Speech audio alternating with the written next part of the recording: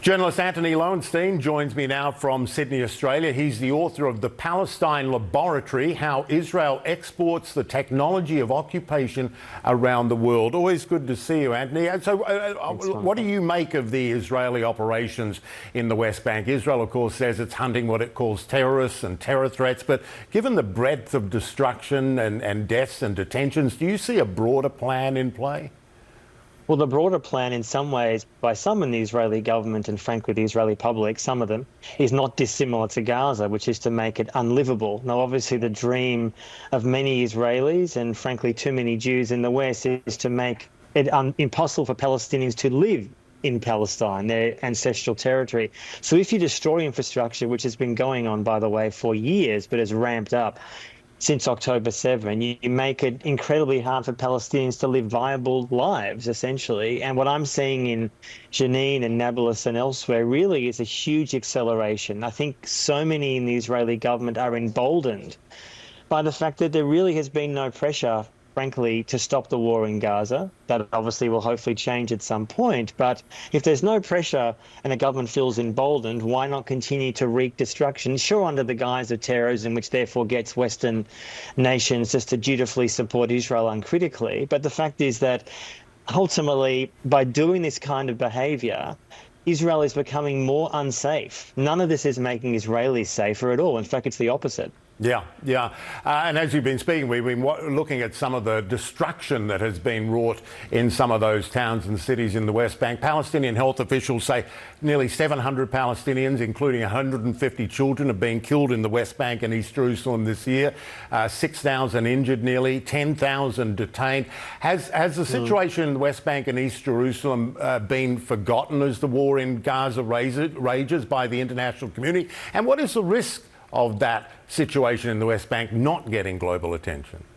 I mean, ultimately, if you speak to any Palestinian in Palestine or elsewhere, they will say if you occupy a people, Palestine, for over half a century, there will be resistance. Now, often the West doesn't want to hear about that or talk about that, but that's the reality, as we saw, frankly, in Iraq or Afghanistan. Look, as you say, Michael, what's been happening in the West Bank has not got enough attention since October 7. Obviously, the focus has been on Gaza for good reason, the destruction there. But in some ways, the idea of huge amounts of Palestinians from the West Bank have been detained, including some in those notorious Israeli prison camps where there has been documented cases of rape against Palestinian detainees.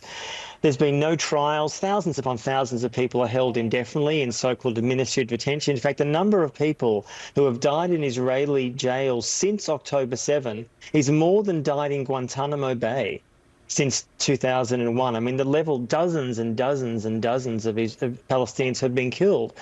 And I think the reality of life in the West Bank, many Palestinians who used to go into Israel to try to work, to make a living, those incomes have been blocked off because Israel won't allow them to go into Israel to do that work. So essentially, it is tightening of the occupation. But again, none of this is actually making Israel safer. And in some ways, I would argue that there is a desire by many in the Israeli government for full-blown war, a religious war. That is the stated aim of people like Smotrich and Ben-Gvir. When it comes to Gaza, there's speculation, even inside Israel, that there are powerful forces, including those you just named, who want a reoccupation of at least part, perhaps the north of Gaza, the return of settlements. I mean, Israel's already divided the strip with the so-called Netzarim corridor, which is 2 to 4 kilometres wide, cuts across the middle of the Gaza Strip, and is in fact named after a former Gaza settlement. Do you think that's likely, resettlement? I think it's very possible. In fact, just last week, Israel announced a kind of administrator, a colonial administrator for Gaza, to sort of manage the situation, inverted commas, in months and years to him. The post is supposed to last 4 years. Look, there are powerful figures within Israel, in the government, but in the wider public. In fact, some of them literally are camping out on the Israel-Gaza border to settle. They're not going to build settlements for 20, 30, 40,000 people, but outposts. Very similar step by step. And Netanyahu has made it pretty clear that his aim is to occupy Gaza, fully occupy Gaza indefinitely. Yes, with military forces, but also potentially with settlers. And for those who say that sounds impossible, that sounds crazy, how would that even work? There's a growing group in Israel now supporting an occupation by Israeli forces and settlers in southern Lebanon. For those who say that's impossible and crazy, I would say, look at history. This is what's been happening in the West Bank for over half a century. So there needs to be massive pressure on Israel to say that's simply unacceptable.